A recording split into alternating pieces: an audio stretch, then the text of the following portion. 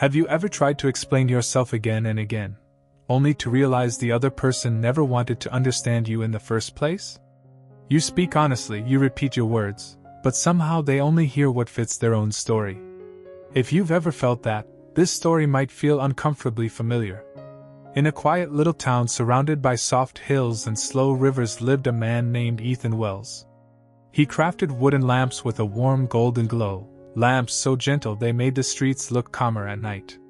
Ethan wasn't loud or bold. He was the kind of person who spoke softly, worked patiently, and tried his best to treat everyone with kindness. But across the road lived Mr. Dalton, a man with a sharp tongue and a bitterness he carried like a shadow. And for reasons no one understood, he had decided that Ethan was a liar. "He overcharges," he shouted often. "His lamps aren't worth half what he asks." And the worst part? People listened.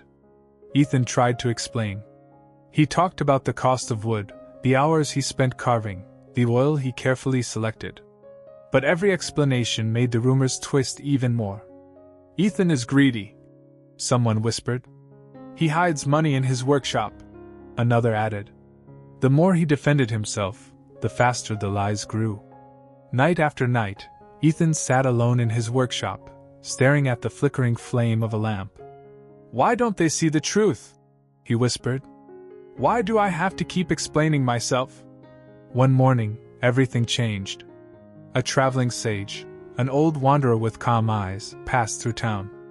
People crowded around him, asking for blessings, guidance, answers. Ethan waited until the crowd thinned, then stepped forward with a tired voice. "Sir," he said, "I try so hard to be honest. But no matter how much I explain myself, they twist my words. How do I make them understand?"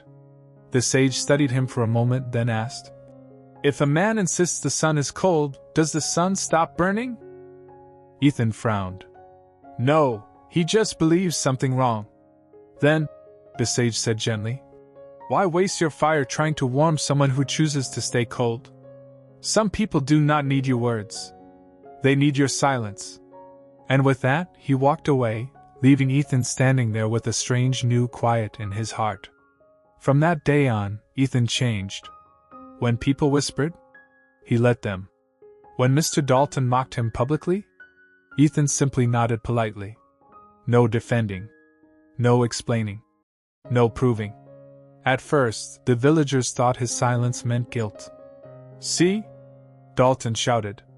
"He has nothing to say." But Ethan kept working, steady hands, steady heart. Each evening, he placed a single lamp outside his shop.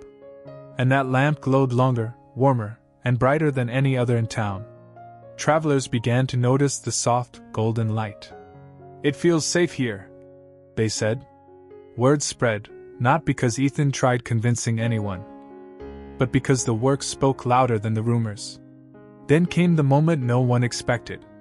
One evening, Mr. Dalton's porch went completely dark.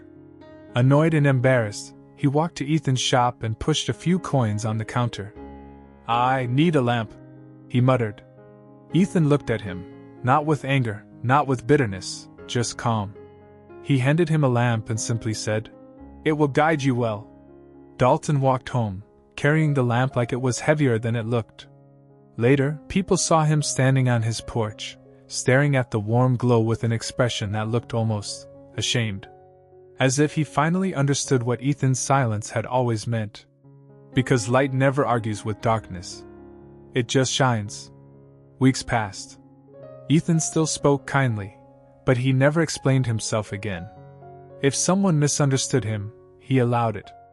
If someone doubted him, he smiled softly. His silence became his shield. His peace became his wealth. One evening, a little girl asked him, "Mr. Ethan, why do your lamps shine so beautifully?" He looked at the flame and said, "Because I stopped wasting my fire trying to light the darkness inside others. I keep my flame here, where it belongs." The girl smiled, and the lamp flickered gently in the evening air. Sometimes the most powerful thing you can say is nothing. You're not here to convince people who refuse to see. You don't need to explain your heart to those who never plan to listen. Peace comes the moment you stop chasing validation and start protecting your energy. When you let go of the need to be understood, life becomes lighter, quieter, real. Thank you for listening. Stay kind, stay calm, and keep your inner light glowing.